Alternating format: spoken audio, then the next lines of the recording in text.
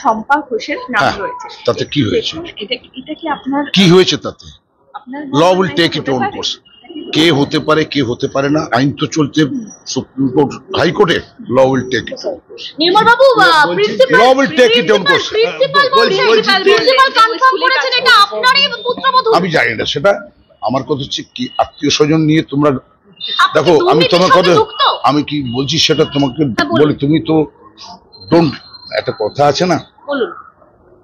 কথা হচ্ছে এটা যা বেরিয়েছে তোমরা যা পেয়েছো ও তো আইন আদালতে, তো supreme court high court. Law will take it own course. সত্য সত্য সত্য বেরোবে।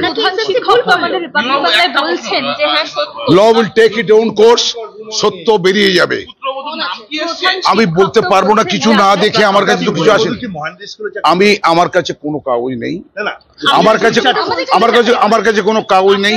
যদি কেউ এসে থাকে, কোনো কাগজ এসে থাকে, আমি চেক করে বলবো। তবে ম্যাটারটা হাইকোর্ট সুপ্রিম কোর্ট চলছে, হাইকোর্ট সুপ্রিম কোর্টের বিচারে সত্যতা বেরিয়ে আসবে, মিথ্যাও বেরিয়ে আসবে। ধন্যবাদ সব, ধন্যবাদ ধন্যবাদ ধন্যবাদ।